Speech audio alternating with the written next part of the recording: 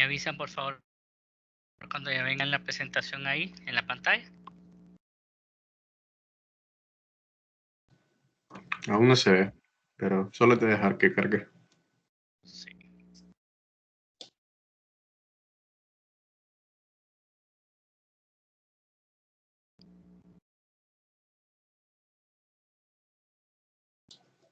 Ahora sí aparece, doctor.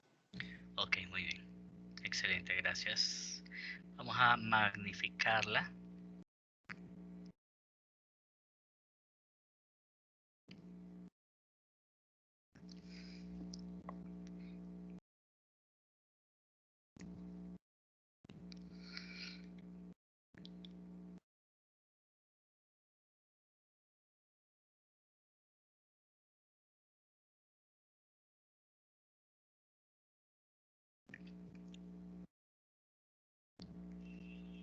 ¿La ven, verdad?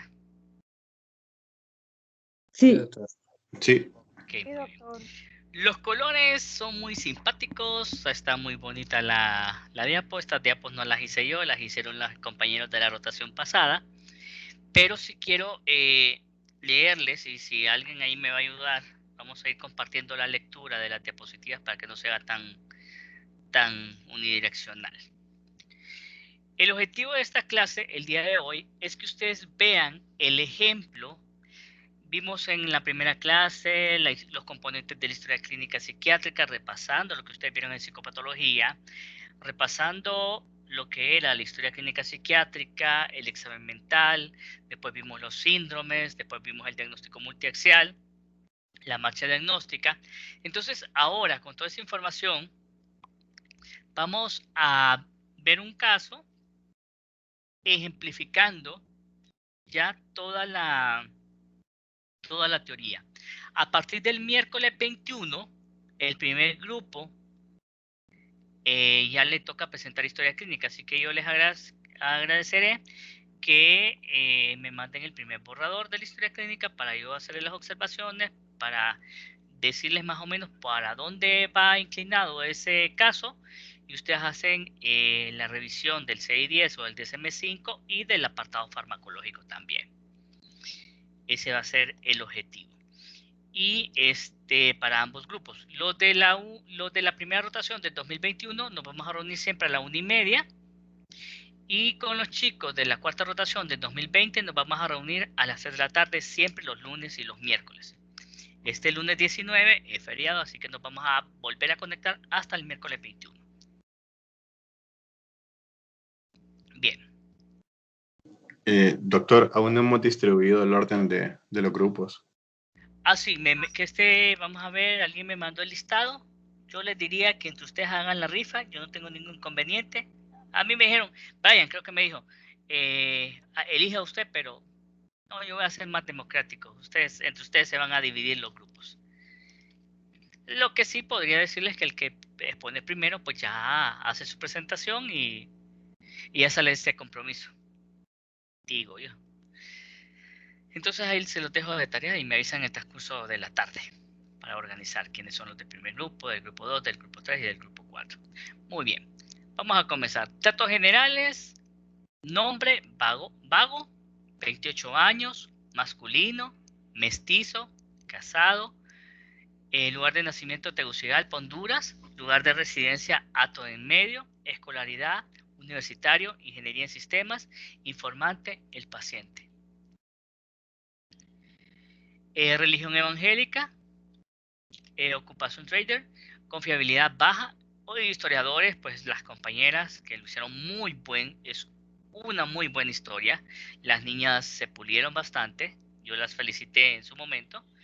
Jorlene Stephanie López, Kerlin Julissa Flores y Suani Vanessa Calderón. Lugar y fecha de elaboración de la historia, Tegucigalpa, 11 de marzo 2021. Bien. Síntoma principal. Sentía desmotivación, tenía alteración del sueño, sentimientos de culpabilidad y falta de concentración.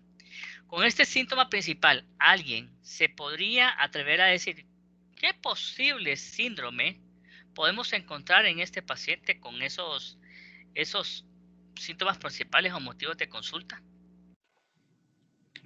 Síndrome depresivo. Muy bien.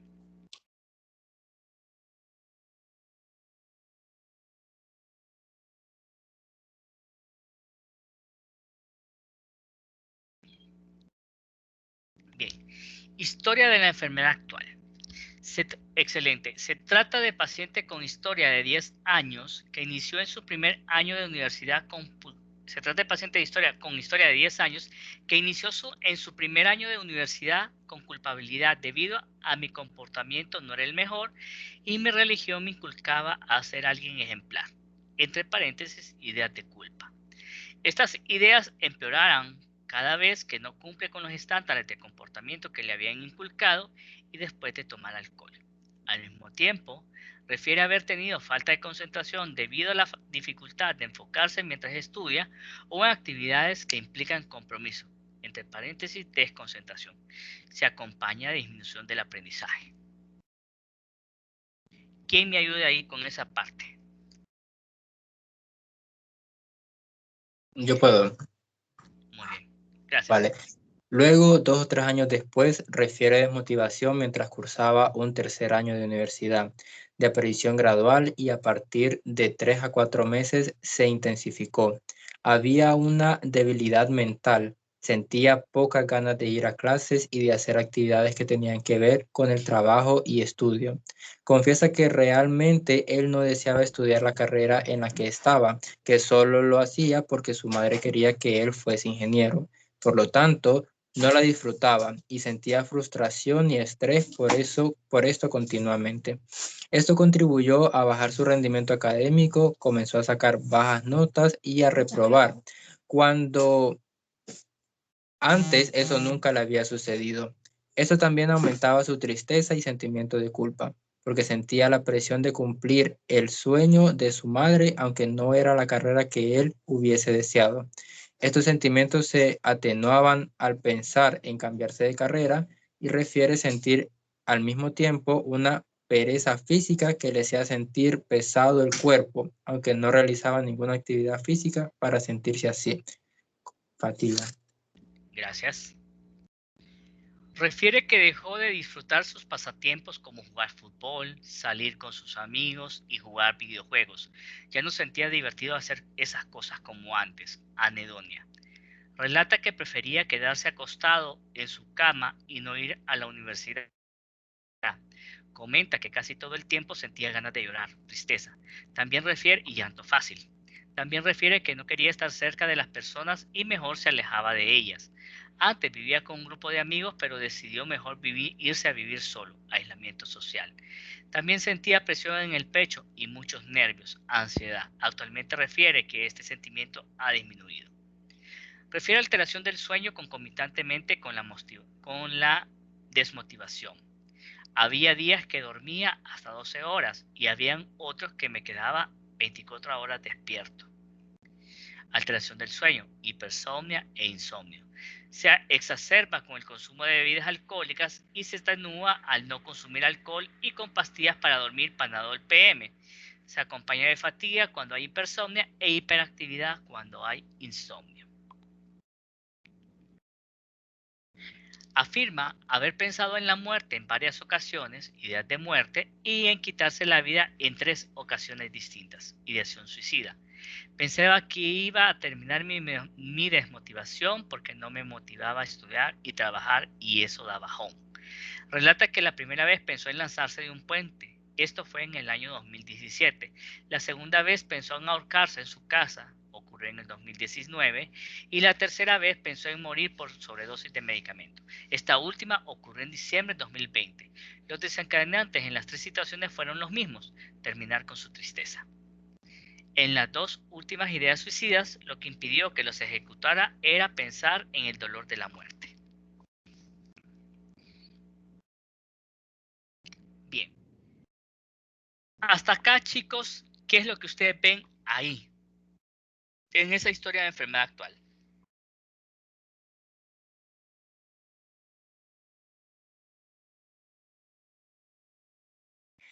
Pues según lo que hemos escuchado hasta ahora, un poco confirma el diagnóstico inicial que dio el compañero de eh, síndrome depresivo.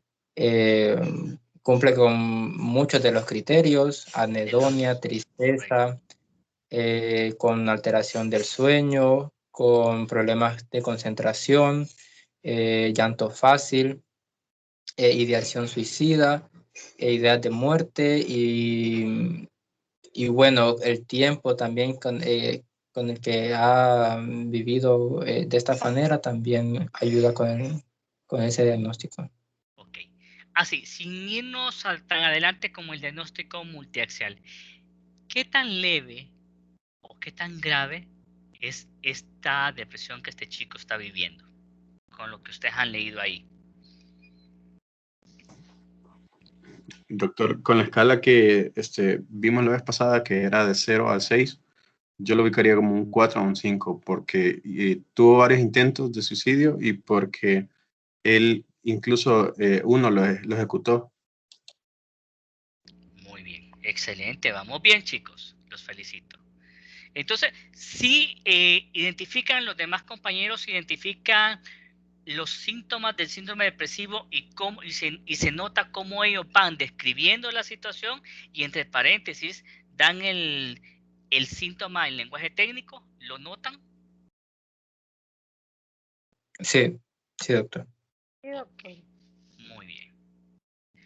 Afirma consumir cerveza los fines de semana, al menos unas 8 cervezas, acompañado de sus amigos y compañeros de universidad, de los cuales sentía que tenía ese punto en común y no tenía más actividades que hacer. Mientras tomaba, sentía euforia y luego un bajón. Comenta que sentía la necesidad de tomar porque era una forma de vida. Afirma no seguir tomando desde aproximadamente un año. Niega convulsiones, fiebre, hipomanía y manía. Refiere fumar cigarrillos desde los 17 años y llega a fumar hasta 10 cigarrillos al día. Niega consumo de otras drogas. Niega alteraciones del apetito, ideas de vergüenza, ideas de minusvalía, irritabilidad y sensación de incompetencia. Si ustedes notan ahí, los compañeros hicieron negación. ¿Por qué será importante, por ejemplo, negar hipomanía y manía en este paciente?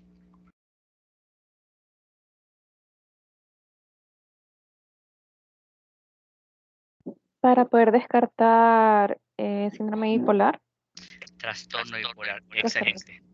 Correcto, muy bien. Entonces, siempre que tengamos un paciente, y esto se lo digo yo en mi consulta privada, yo siempre que tengo un paciente con una probable depresión, yo le pregunto, ¿y periodos en su vida en que ande muy alegre, muy ansioso, muy hiperactivo, muy encantador, muy coqueto, muy sexual, muy gastador de dinero, muy regalón? Ahí voy descartando yo. Y cuando le doy el tratamiento farmacológico, le digo, va a tomar fluoxetina o va a tomar desvelafaxina, pero hágame un favor, si usted nota que disminuye la necesidad del sueño, si se siente más hiperactivo, más platicador, más acelerado, por favor se comunica conmigo y esa misma información se la brindo a sus familiares para que ellos estén pendientes.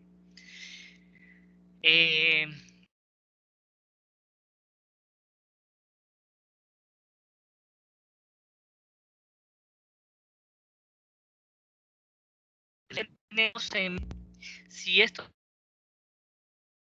puesto ahí, bueno, ¿y será que plano sobre si no se había? Entonces ellos lo ponen ahí como una forma de decirle al médico o a la persona que lo está leyendo, lo pregunté, lo tomé en consideración, pero no lo tiene. Bien. Después de hacer la historia de la enfermedad actual, chicos, ustedes van a hacer un cuadro como este que está acá. Y van a colocar los síndromes que encontraron, cuáles son los síntomas que están presentes y cuáles son los síntomas ausentes, que es un resumen de lo anterior. Síntomas presentes: tristeza, anedonia, fatiga, ideas de culpa, desconcentración, aburrimiento, alteración del sueño, aislamiento social, ideas de muerte e ideación suicida. Síntomas ausentes: ideas de minusvalía, ideas de vergüenza, irritabilidad, sensación de incompetencia y falta de iniciativa. Bien, ¿cuáles son los 3 criterios mayores de depresión, chicos? ¿Recuerdan? Los 3 primeros: tristeza, anedonia y fatiga. Correcto, muy bien. Y un paciente que tenga un cuadro depresivo y que cumpla con los 3 criterios mayores, ¿qué grado de depresión podría tener?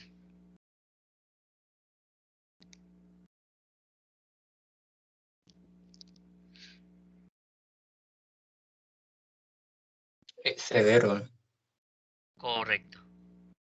Severo o grave, mejor dicho. Bueno, el 6-10 y el DSM-5 lo dicen como grave. Entonces está muy bien. Tenemos 3 criterios mayores y 7 menores. Eso hace un episodio depresivo grave.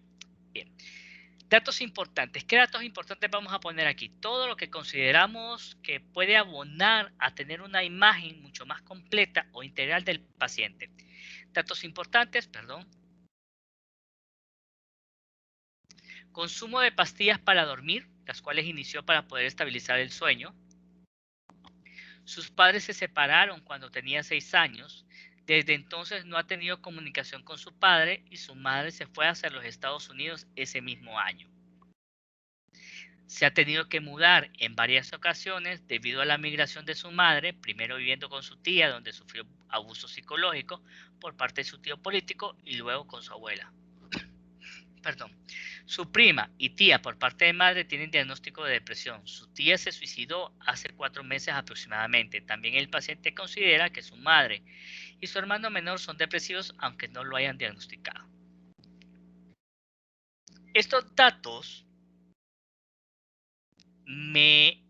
son importantes al momento de tener una visión mayor del paciente. ¿Qué conclusiones podrían sacar de esta tablita, de esta diapositiva que tenemos ahí? ¿Qué les llama la atención a ustedes?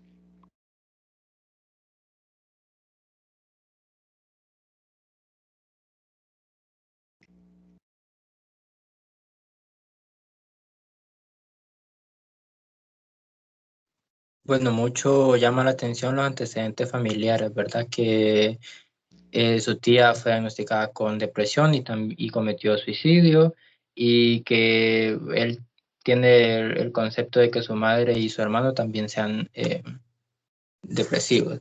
Además de la situación difícil del divorcio de los padres a una corta edad, lo que pudo haber provocado en él estrés por apego o algo como eso. Entonces, eso lo me llama la atención.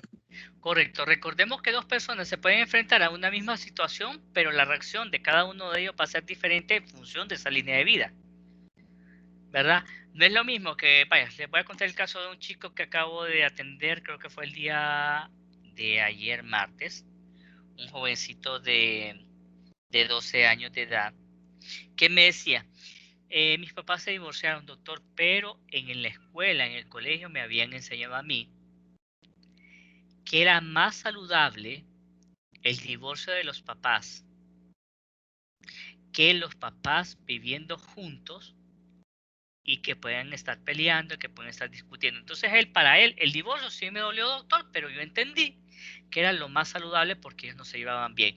Y para que estén peleando en la casa y dándonos mal la vida a todos, yo preferí que estuvieran separados. Entonces va a depender, cada quien va a percibir la vida de diferente perspectiva, de acuerdo a esa historia en la vida. Vamos viendo, un hombre con depresión, pero ¿qué lo habrá llevado a la depresión? Una, que los papás se divorciaron a una edad muy importante para él, 6 años, que él necesitaba el apoyo de ambos padres. El papá, él pierde la comunicación con su padre y la única figura de protección que él tenía era su mamá, y la mamá decide, por ayudarlo a él o por lo que ha sido, irse a Estados Unidos. Él queda solo en Honduras. Después se va a vivir con una familia y no lo tratan bien. Esta es otra vulnerabilidad que lo hace más sensible a que desarrolle un cuadro depresivo. El antecedente familiar aumenta un riesgo, se hereda la vulnerabilidad, no así la enfermedad. Pero es bien importante considerar que si yo tengo un familiar que cometió intento suicida, mi riesgo de cometer intento suicida es mucho más alta que aquel en cuya familia no ha habido ningún intento o ningún suicidio consumado. Bien, esta que tienen aquí es una línea de eutimia, Esta es la línea de eutimia.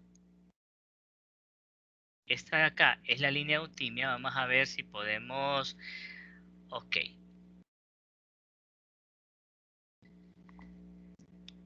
Esta que está acá es la línea de eutimia. Esto se supone, esto que estoy marcando acá, se supone que es lo normal. Todos, en teoría, debemos de estar en esa línea. Si el paciente fuese maníaco, el doctor Cruz es maníaco, en el 2017 tuvo un cuadro de manía, entonces el gráfico sería este.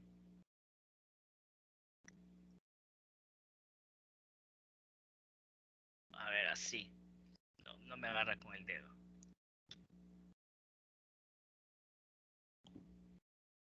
Sería hacia arriba. Y si fuese depresión, sería hacia acá, así como está acá. ¿De acuerdo, chicos? Entonces, aquí van a graficar, en esta línea de eutimia, qué episodios ha tenido el paciente. Entonces, aquí tenemos que el paciente ha tenido episodios, episodios depresivos. En el 2017 uno, en el 2019 otro, y entre el 2020 y el 2021 otro episodio. Bueno, orgánicas generales no voy a detenerme. Interrogatorio por órganos, aparatos y sistemas tampoco. Bien.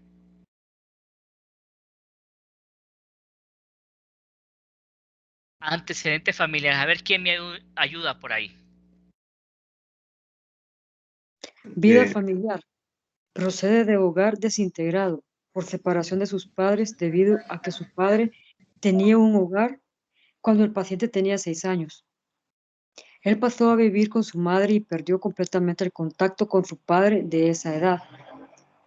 Vivió por un tiempo con su mamá hasta que ese mismo año, ella decidió emigrar a los Estados Unidos y él quedó bajo la tutela de su tía materna y el esposo de esta.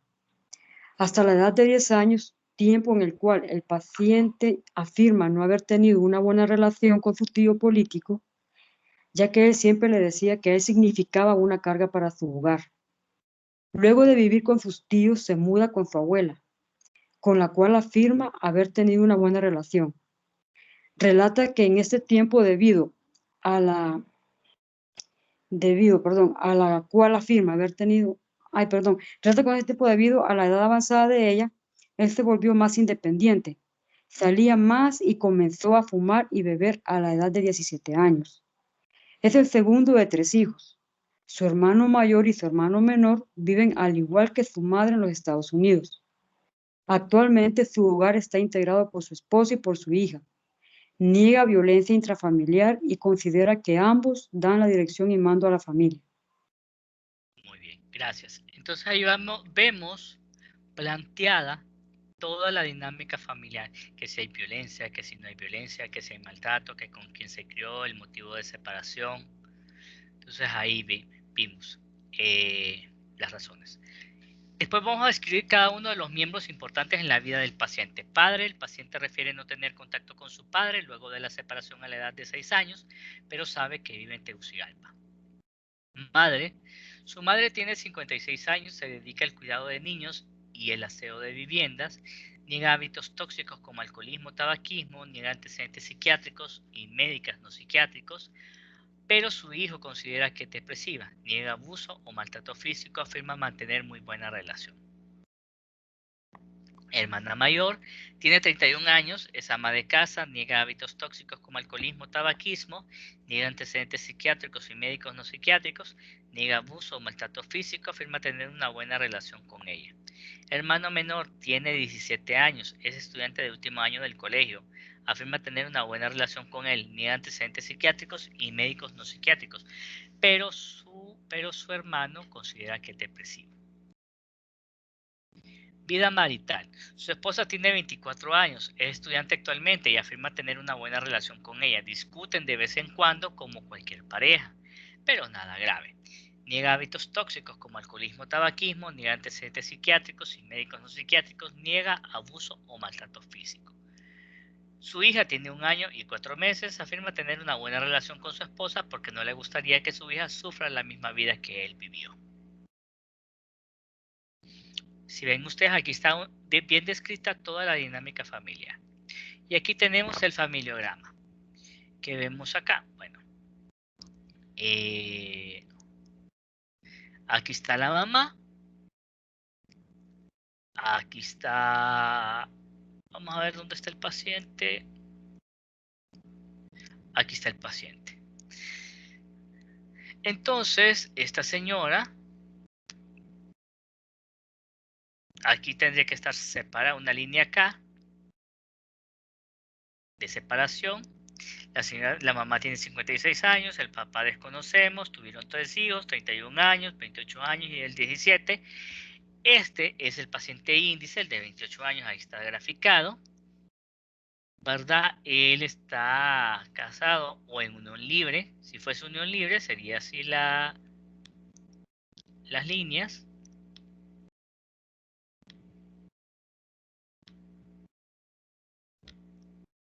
Con una mujer de 24 años y tiene una hija de 1 año, 4 meses. El paciente se lleva bien con los hermanos, se lleva bien con la mamá, se lleva bien con la abuela, se lleva bien con la tía, que probablemente sea la tía que lo crió, pero malas relaciones con el tío político. Y aquí tal vez, aquí no era una relación así, sino que era una relación así, una relación distante o ninguna relación prácticamente con el papá. Esta es la descripción gráfica de lo que leímos anteriormente. Aquí es otro gráfico que yo les pido a mis estudiantes, que es una línea de vida. La línea de vida son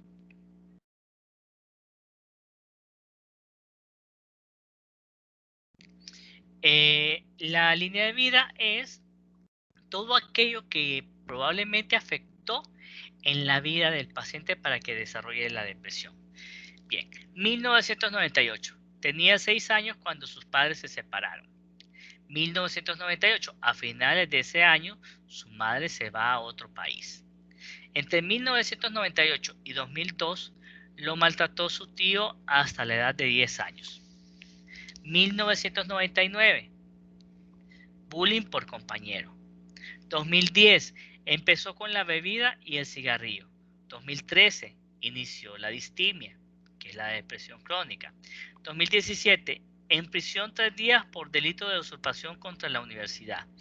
2017, episodio depresivo mayor. 2019, logra obtener carta de libertad y eliminación de antecedentes. 2019, episodio depresivo mayor. Y 2020-2021, episodio depresivo mayor. Entonces ahí vemos, todo esto consideraríamos como que son los factores que llevaron al paciente a padecer de depresión.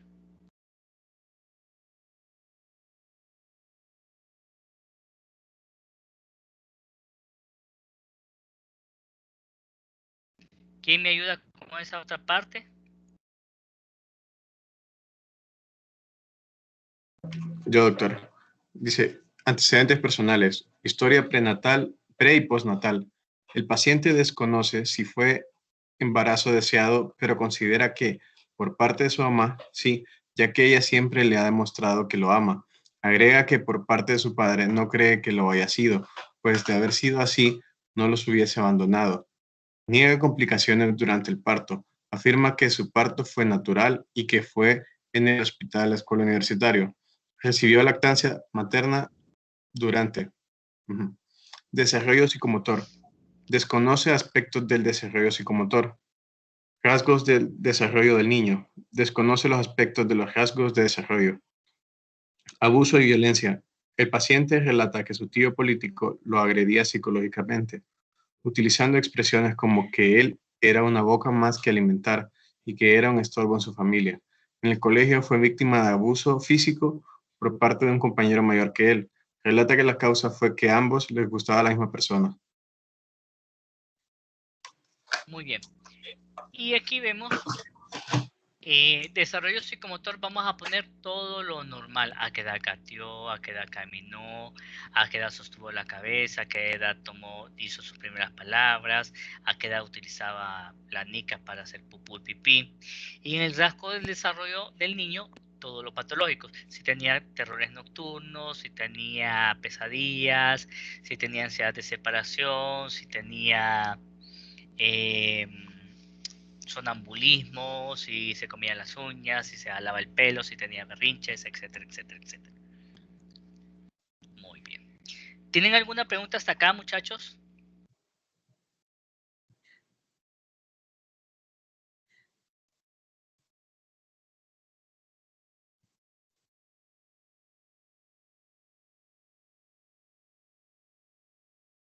No, doctor, todo está quedando claro. Muy bien, gracias. Problemas con la justicia. En el 2017 estuvo preso por 3 días, luego siguió proceso por el delito de usurpación en contra de la UNA. En el año 2019 logra obtener su carta de libertad y eliminación de antecedentes. Personalidad previa. Refiere que es una persona insegura al momento de tomar decisiones, suele siempre pedir consejo de las demás personas, tiene temor de ser abandonado, si llegara a ocurrir afirma que le afectaría bastante, afirma ser una persona confiada en situaciones que no requieran mucha responsabilidad, pero en situaciones importantes suele ser muy poco confiado. No se considera una persona celosa, se considera una persona rencorosa y es bastante vengativo. Considera que hay ciertas actividades que es mejor realizarlas a solo y otras que sí es mejor hacerlas en compañía. Considera que es una persona con bastantes amigos, pero los verdaderos amigos los cuenta con una mano. Refiere que los amigos están por interés. Cuando una persona tiene dinero, tiene bastantes amigos y cuando no, los amigos son en menor cantidad. ¿Quién me ayuda ahí?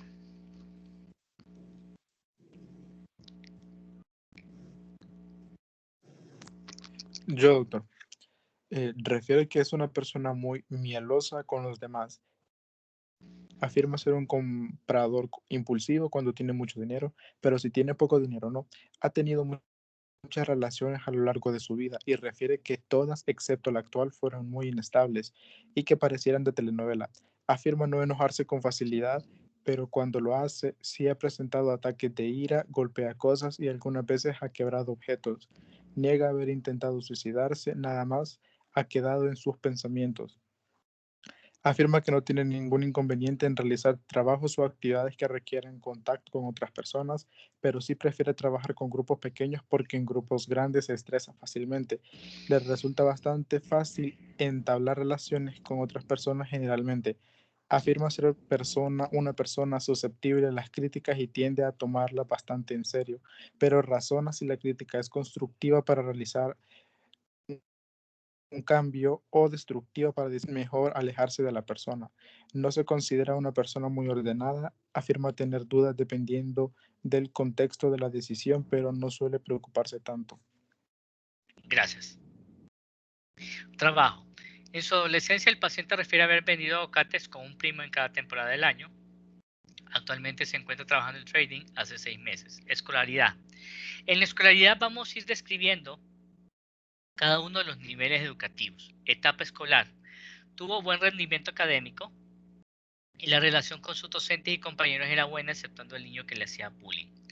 Colegio, buen rendimiento y buena relación con docentes y compañeros. Etapa universitaria, más rendimiento académico y una relación tranquila, pero aparte con sus docentes y compañeros. Hábitos nocivos, el paciente refiere que inició a fumar cigarrillo y cerveza a la edad de 17 años. Ni alguna vez haber robado para poder comprarlos. Actualmente el paciente ya no consume alcohol, pero afirma que sí fuma 10 cigarrillos diarios. Historia sexual. Es heterosexual, inició su vida sexual con conocimiento a los 14 años, ha tenido muchas parejas, relata haber recibido educación sexual en su colonia aprendiendo de sus amigos. Antecedentes médicos no psiquiátricos, afirma hipertrigliceridemia pero no está en tratamiento. Antecedentes psiquiátricos, el paciente niega haber tenido algún problema psiquiátrico en su niñez o en su adolescencia. Antecedentes familiares no psiquiátricos, no refiere a antecedentes conocidos o diagnosticados. Antecedentes familiares psiquiátricos, prima por parte de su madre con diagnóstico de depresión, tía por parte de su madre con diagnóstico de depresión que se suicidó hace aproximadamente 4 meses. Bien. No vamos a hablar nada del examen físico, ni del examen neurológico, ni del sistema. Ahora nos vamos al examen mental.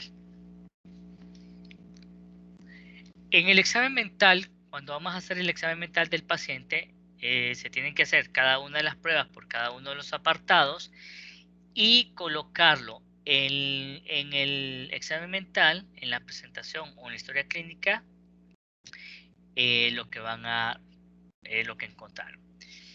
Bueno, doctor. Y en la presentación, cuando nos toque presentar la próxima semana, hacemos la historia clínica en Word, pero necesitamos hacerla en PowerPoint también. Eso va a depender de ustedes. Si ustedes quieren presentarla directamente en Word, así como la transcribieron, lo pueden hacer. Ellos, en cambio, ellos hicieron historia clínica en Word y también hicieron la presentación en PowerPoint. Apariencia general, paciente masculino en la tercera década de la vida, cuidado aparente, concuerda con la edad aparente, concuerda con la referida o cronológica, no con la real. Mestizo endomórfico, presenta buena higiene personal, viste ropa casual al realizar la entrevista, es amable con el entrevistador y cooperador. Conciencia, estado de vigilia y respondía de manera espontánea, por lo tanto no existe alteración en el momento de la entrevista. Observación, conversación, estimulación y signos vitales. Estos últimos es si al momento de la observación y la conversación, pues miramos que puede haber una alteración. Atención, estuvo atento todo el tiempo, se realizaron las pruebas de los meses del año en orden y al revés, de igual forma se le realizó la prueba de los días de la semana en orden y al revés y la prueba de la letra A. Orientación, orientado en tiempo, espacio y persona. Conducta motora, mímica motora general, no realizado. Comportamiento especial, el paciente refiere que tiene un tic en las rodillas. Esto sucede cuando está frente al monitor, programando o realizando actividades que le causen estrés. Afectividad normal a lo largo de la entrevista. Se mostró triste cuando se mencionaron aspectos difíciles de su vida. Aquí podríamos decir, en vez de decir normal, podría ser eutímico. O puede ser ansioso, o puede ser depresivo, dependiendo cómo lo miremos. Memoria. Aquí en la memoria tienen que ir los 4 apartados. Memoria de trabajo, memoria episódica, memoria semántica y la memoria procedimental. En la memoria procedimental, las pruebas que vamos a realizar van a ser siempre y cuando consideremos que por la historia clínica que nos narra el paciente, pues encontramos que hay una pérdida de una habilidad o destreza, entonces que puede haber alteración. En la memoria de trabajos, pues se realizan las pruebas de los dígitos al derecho y al revés, en la cual no tuvo ninguna dificultad para realizar. También se le hizo el deletreo de la palabra en orden y al revés y no presentó mayor esfuerzo en poder realizarla. Después, las preguntas de la memoria episódica son cosas muy íntimas y la semántica pues de cultura general. Y cada uno de los apartados del examen mental debe tener una conclusión. Sensopercepción. El paciente niega hipoestesia, analgesia, anestesia o hiperestesia, sensaciones sin alteraciones, percepción sin alteración, ilusiones sin alteración.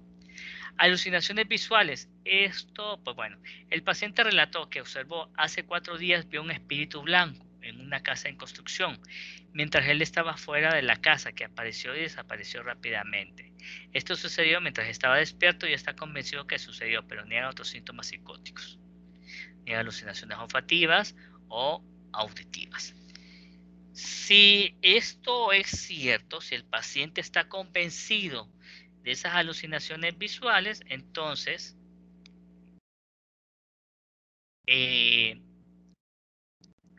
en este momento pues tendríamos un síntoma más que agregar, la psicosis en el paciente.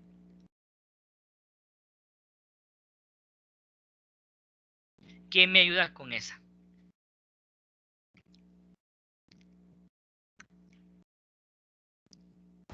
Yo, doctor. Gracias. Ok, pensamiento. Forma, el paciente no presenta alteraciones en la semántica del curso, se expresa de forma... Curso, la velocidad del discurso es adecuada, no hay taquilalia ni bradilalia. Contenido, no cree que las personas lo observen ni espíen. No ha intentado de ninguna forma quitarse la vida, pero sí ha tenido ideas suicidas e ideas de muerte. Control niega que alguien inserte, robe o controle sus pensamientos. Insight 2 de 6, no piensa que esté enfermo, pero sí que necesita medicamento para estar bien. Juicio adecuado, sabe que tiene que realizar cambios de estilo de vida para mejorar. Muy bien, gracias. Funciones corticales no las vamos a mencionar. Bueno, ahora vamos al diagnóstico multiaxial. Bien. Recordaremos, el diagnóstico multiaxial tiene 3 ejes según el 610. El eje 1, que ahí vamos a poner los trastornos psiquiátricos y no psiquiátricos del paciente, incluyendo personalidad. El eje 2, que estamos hablando del grado de funcionalidad del paciente en relación a este cuadro que está padeciendo. Y el eje 3, que están todos los estresores. A su vez, el eje 1A está incluyendo todos los síndromes psiquiátricos. Eje 1B, trastornos de personalidad, capacidad intelectual o coeficiente intelectual o inteligencia. Y el eje 1C, las enfermedades médicas no psiquiátricas. Entonces, aquí tenemos trastornos mentales somáticos en el eje 1. Eje 1A, síndromes psiquiátricos. Ya no vamos a hablar de síndrome depresivo, ya no vamos a hablar de síndrome ansioso, sino que vamos a hablar de un diagnóstico nosológico. Después de haber leído toda la historia clínica y vemos que la depresión es crónica, entonces los chicos consideraron que el paciente tenía un trastorno depresivo persistente, distimia, un F34.1, pero que a lo largo de su vida ha tenido 3 episodios bastante graves de depresión en las cuales incluso ha querido morirse, y es un trastorno depresivo mayor recurrente moderado, y es un F33.1 según el 610, ahí está la clasificación del DSM-5. Eje 1B, no se encontraron trastornos de personalidad o del desarrollo o retraso mental. Y el eje 1C, condiciones médicas no psiquiátricas, por ejemplo, es 78.5, que es hipertrigliceridemia. ¿Bien hasta acá, chicos? Bien, doctor. Sí, doctor.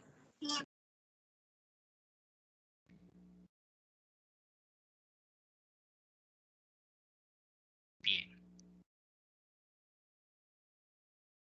Entonces, niveles de funcionamiento, calidad personal y supervivencia 3, disfunción severa.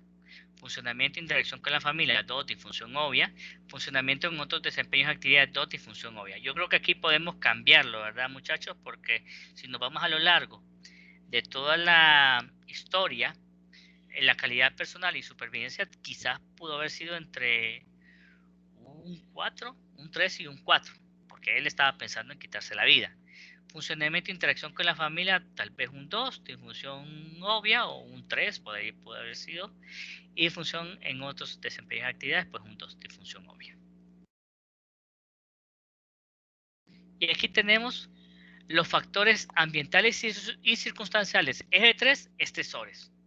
Y esto es lo que yo les hablaba en la clase del día lunes. Z60.1, problemas relacionados con la situación familiar atípica. ¿Cuál es la situación familiar atípica? Que el niño no vivía con sus papás. Z63.5, problemas relacionados con la ruptura familiar por separación o divorcio. Z55.3, problemas relacionados con el bajo rendimiento escolar. Z72.0, problemas relacionados con el uso del tabaco. Z72.1, problemas relacionados con el uso del alcohol porque sentía culpa. Z61.8, problemas relacionados con otras experiencias negativas en la infancia como el bullying, ¿verdad? El maltrato que provocaba el tío político, etc.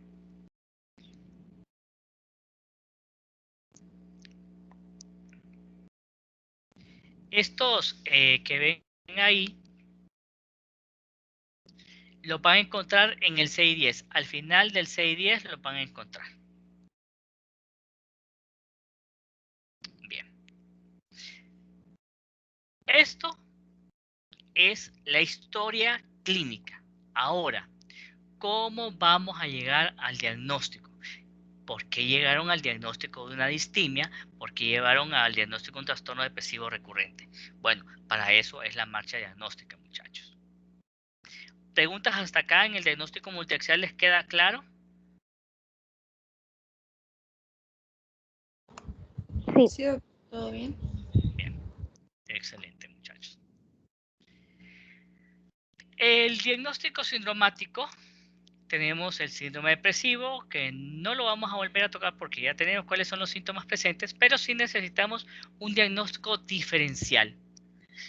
Para eso vamos a buscar qué cosas, qué trastornos, qué medicamentos, qué enfermedades podrían provocarme un síndrome depresivo. Entonces es parte de la marcha diagnóstica, es el diagnóstico diferencial. Un síndrome depresivo puede estar relacionado con trastornos psicóticos, un trastorno depresivo o bipolar debido a otra afección médica, trastorno depresivo o bipolar inducido por sustancias o por medicamentos, y trastornos de personalidad. Entonces siempre es tener diagnóstico diferencial. Diagnóstico depresivo, tenemos el diagnóstico neuroanatómico. Eso ustedes lo tienen en el WhatsApp, yo se los envié ya, el primer día de que nos conocimos. El síndrome depresivo va a estar relacionado neuroanatómicamente con el sistema límbico y con la región orbitofrontal. El diagnóstico neuroquímico va a ser la disminución de la serotonina, noradrenalina y dopamina. ¿Por qué es importante esto? Este último, porque probablemente esto nos va a decir qué medicamento vamos a utilizar. Diagnóstico psicosocial. Es todo aquello que podría aumentar el riesgo o que nos podría explicar por qué este paciente está enfermo. Conflictos familiares. ¿Qué conflictos familiares hay? Sus padres se separaron cuando tenía 6 años y nunca más volvió a ver a su padre. Su madre se fue a vivir al extranjero cuando él tenía 6 años. Problemas académicos, presión de su madre, el hacerlo estudiar una carrera que no le gustaba, lo cual contribuía a su desmotivación y tristeza, bajo rendimiento académico por problemas de desconcentración, lo que contribuía a su desmotivación e ideas de culpa por no cumplir las expectativas de su madre, y maltrato psicológico por 4 años por parte de su tío político. Predisposición genética, presencia de antecedentes familiares por parte de su tía y su prima maternas, su hermano y su madre. Incluso aquí importante dentro de esa predisposición genética que la tía materna pues terminó suicidándose. Factores psicosociales, ruptura del núcleo familiar, abandono por parte de su padre, abuso psicológico y problemas académicos. Este es el diagnóstico etiológico. Bien. Ahora, con toda la información que tenemos, nos toca hacer el diagnóstico nosográfico. ¿Y cuál es este diagnóstico nosográfico? En psicopatología ustedes tenían síndrome depresivo. Ahora vamos a ver cuál es el diagnóstico nosográfico de este síndrome depresivo. Entonces, como tiene una evolución crónica la depresión en este paciente, vamos a ver qué cuadro del CI-10 o el DSM-5 puede estar relacionado con esto. Ellos consideran el trastorno depresivo persistente, distimia. Criterios diagnósticos. Estado de ánimo deprimido durante la mayor parte del día, presenta más días de los que está ausente, según se desprende la información subjetiva o la observación de otras personas durante un mínimo de 2 años en adultos y 1 año en niños y adolescentes.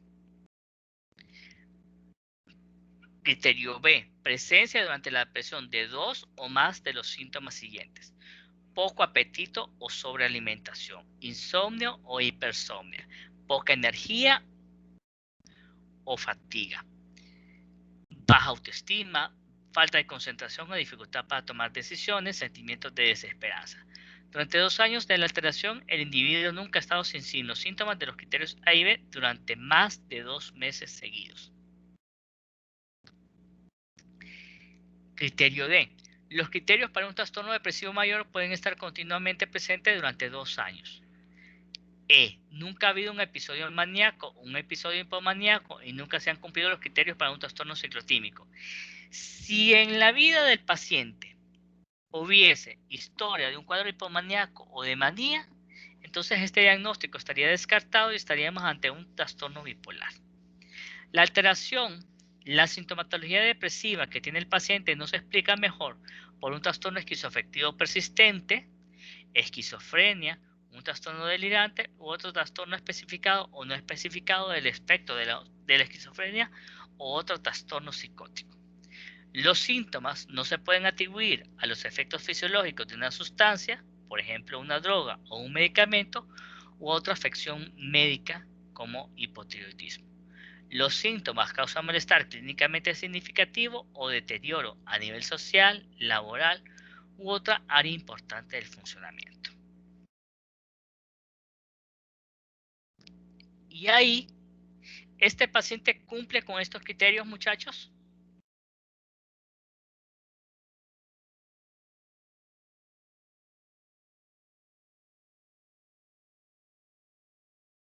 Sí cumple con casi todo. Bien, entonces cumple casi todo, entonces ahí está la distimia. El otro es trastorno depresivo recurrente, que aquí lo tienen descrito, la depresión mayor. 5 o más de los síntomas siguientes han estado presentes durante el mismo periodo de 2 semanas y representan un cambio del funcionamiento previo. Al menos uno de los síntomas es estado de ánimo deprimido o 2, pérdida de interés o placer. Ánimo casi a diario durante la mayor parte del día según se desprende de la información subjetiva o de la información de otras personas. Disminución significativa del interés en casi todas las actividades y o de las sensaciones placenteras relacionadas con ellas. Apetito aumentado o disminuido o pérdida importante no relacionado con la dieta o incremento en el peso corporal mayor al 5% en un mes. Insomnio o hipersomnia, agitación o inhibición psicomotora. Sensación de fatiga o pérdida de energía, sentimiento de minusvalía o fundado, disminución en la destreza cognitiva, dificultades en la atención o en la toma de decisiones, pensamientos recurrentes de muerte, no solo temores a la muerte, pensamientos suicidas recurrentes sin un plan determinado, intentos de suicidio o un plan suicida. Inciso B. Los síntomas causan malestar clínicamente significativo o deterioro en lo social, laboral u otras áreas importantes del funcionamiento. El episodio no puede atribuir a los efectos fisiológicos de una sustancia o de otra afección médica. Inciso D. El episodio de depresión mayor no se explica mejor por un trastorno esquizoafectivo, esquizofrenia, un trastorno esquizofreniforme, un trastorno delirante u otro trastorno especificado o no especificado del espectro de la esquizofrenia u otros trastornos psicóticos. Nunca ha habido un episodio maníaco o hipomaníaco. Nota. Esta exclusión no se aplica si todos los episodios de tipo maníaco o hipomaníaco son inducidos por sustancias o se pueden atribuir a los efectos fisiológicos de otra afección médica, como por ejemplo el hipotiroidismo. Bien, tenemos ya descrito el trastorno depresivo mayor. Ahora, episodio depresivo mayor recurrente. Para un episodio que se considera recurrente, debe haber un intervalo mínimo de 2 meses consecutivos entre los episodios durante el cual no se cumplan los criterios para un episodio depresivo mayor. Para ver si es leve, el síndrome solo va a tener 2 síntomas. Si es moderado, el paciente va a tener 3 síntomas. Moderado severo, 4 o 5 síntomas. Grave, 4 o 5 síntomas con agitación motora.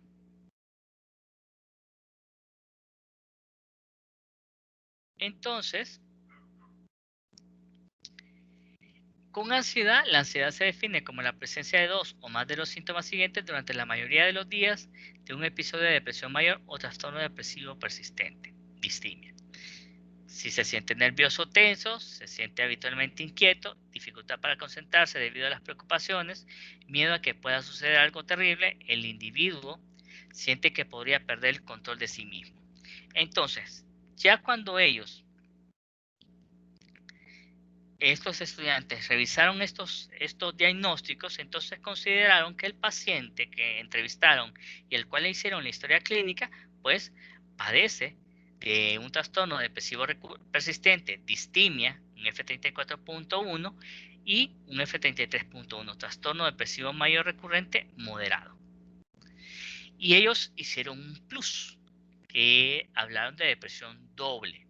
Se llama así cuando un paciente distímico presenta un episodio de depresión mayor superpuesto. El pronóstico de estas depresiones se considera peor que el de las depresiones mayores simples.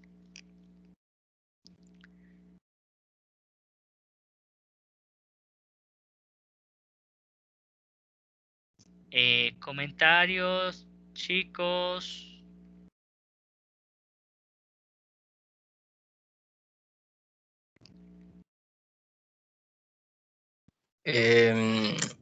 Muy bonita la presentación del caso clínico, muy completa toda la información.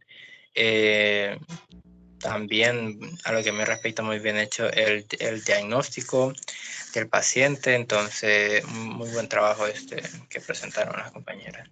Correcto, y eso es lo que yo espero ver en el trabajo de ustedes. Para eso, chicos, no van a estar solos, yo los voy a acompañar, yo los voy a asesorar. Ustedes hacen la entrevista del paciente, ustedes entrevistan al paciente, ustedes me mandan el borrador, me dicen por WhatsApp, doctor, ya está el borrador en su correo, yo lo reviso, les hago mis observaciones y los mando a que lo vuelvan a entrevistar, o si tienen la información ahí, les ayudo con la redacción, les pongo ahí qué más o menos podría tener el paciente, qué otras cosas preguntaría yo con el paciente, ¿verdad? Si les faltó alguna prueba que evaluar en el examen mental, yo también ahí les puedo ayudar. Y ya cuando yo tengo esa historia, yo les puedo decir, miren, esto podría ser tal cosa. Revisen, por ejemplo, distimia. Revisen, por ejemplo, trastorno depresivo recurrente. Revisen, por favor, personalidad disocial. Revisen, por favor, tal tema. Mi idea es que cuando yo les doy las observaciones, ustedes vayan a revisar el tema, vuelvan a leer la historia clínica que tienen y van a tener más claro hacia dónde van a ir dirigiendo la entrevista. Ya con eso, yo les digo, ok, si tenemos una depresión en lo que hemos aprendido en la teoría de psiquiatría, entonces podríamos elegir y les doy familias de medicamentos. Entonces ustedes van a leer el medicamento y después hacen un esquema de tratamiento. ¿De acuerdo?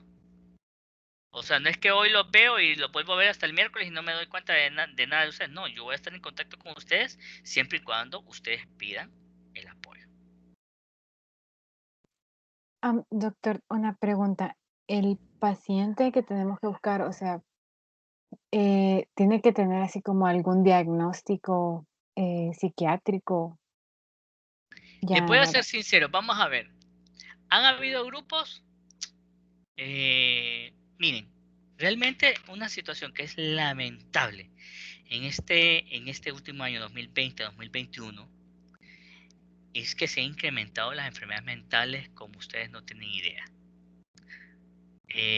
Yo estoy presentándome en consultorio a las 6:20 de la mañana. Termino a las 12:40 del mediodía de ver pacientes.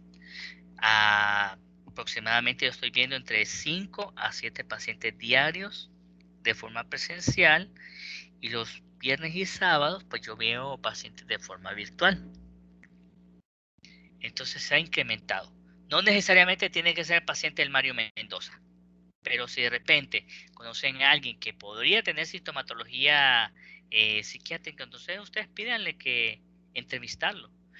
Doctor, fíjese que a él le da pena que lo graben, ok, entonces cuando ustedes estén entrevistando al paciente, que él no encienda la cámara, pero que ustedes se ven entrevistando al paciente, ¿de acuerdo?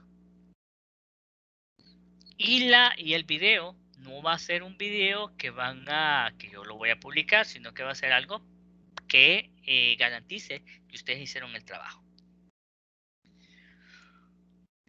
Bien, no necesariamente tiene que ser un paciente del Hospital Mario Mendoza o del Santa Rosita. Pueden hacerlo otra vez así como estas clases que estamos teniendo, que es de forma virtual. en el caso de que, bueno, por ejemplo, a mí con Juan Carlos nos toca trastorno bipolar. No necesariamente tiene que ser trastorno bipolar. Ya les voy a explicar. Ok. Cuando el año pasado, ¿se acuerdan que el año pasado que nos decían ya no vamos a reintegrar, ¿se acuerdan?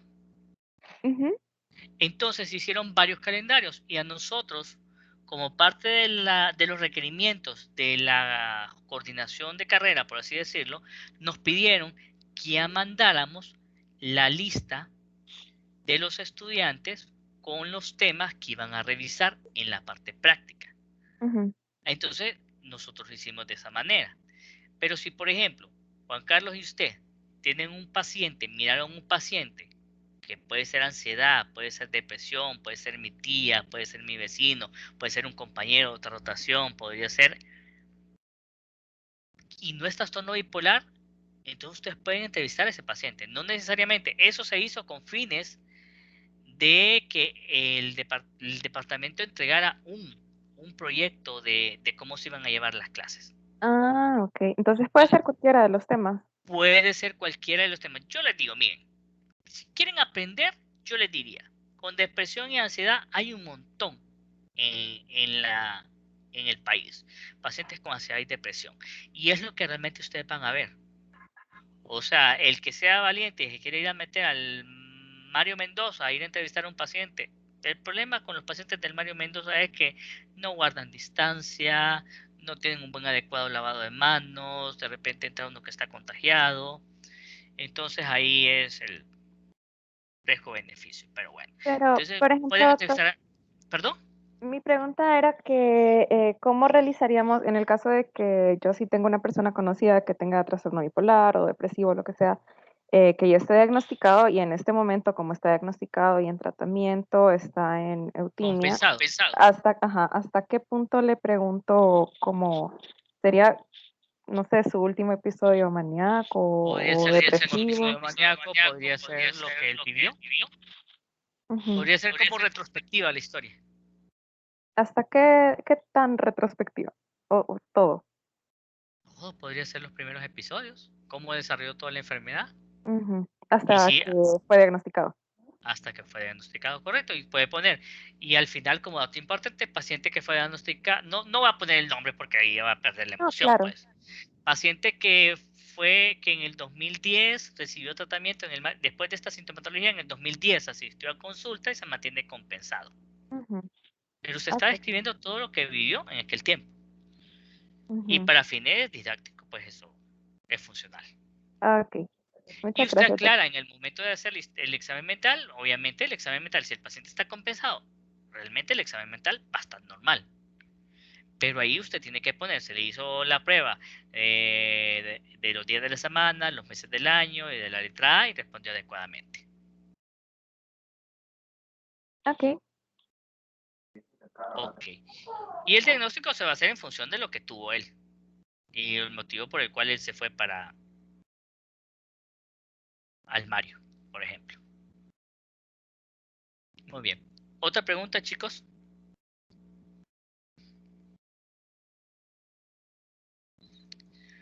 Bien. Ahora vamos con el tratamiento.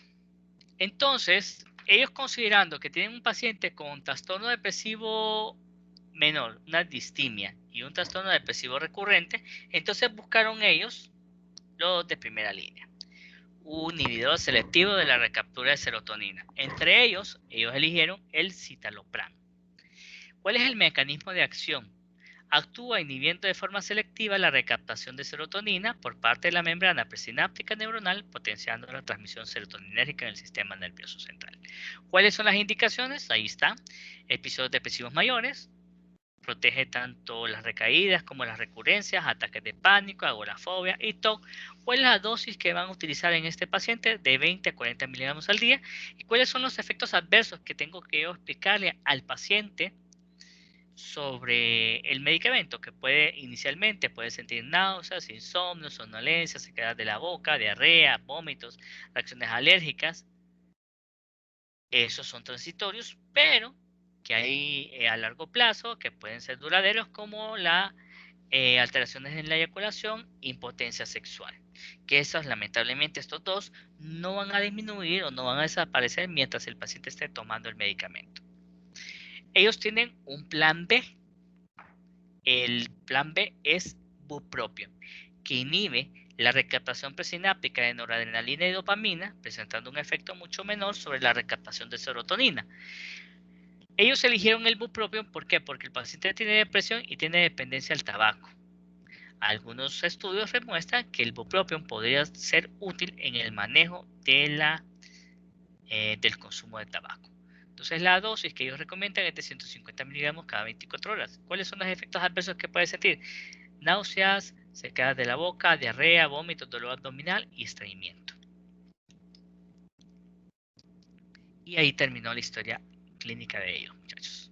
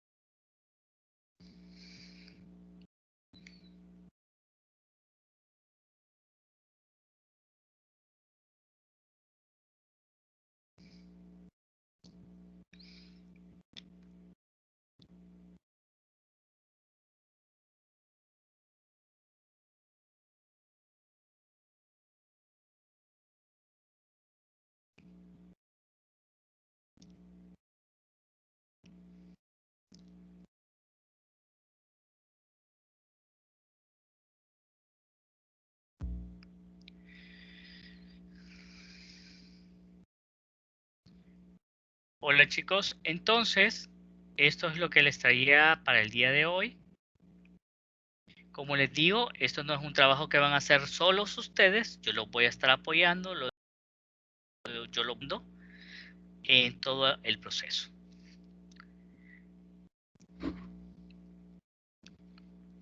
¿Quedamos claros con eso, muchachos? Sí, doctor. Sí, doctor. Ok. Ok, entonces nos comunicamos con los primeros grupos. El lunes no hay clases y nos conectamos el miércoles 21 con los de la primera rotación del 2021 a la 1:30 de la tarde y con los chicos, terminando con ellos probablemente entre las 3 y las 3:15 vamos a estar con el grupo de la cuarta rotación. Para los que les va a tocar presentar el 21 de abril, entonces estamos pendientes para poder darles las orientaciones y las sugerencias. Así que estaré atento a sus comunicaciones. Gracias, doctor. Para servirles. Doctor, muchas gracias. Para servirles. Gracias, doctor. Nos vemos. Nos vemos.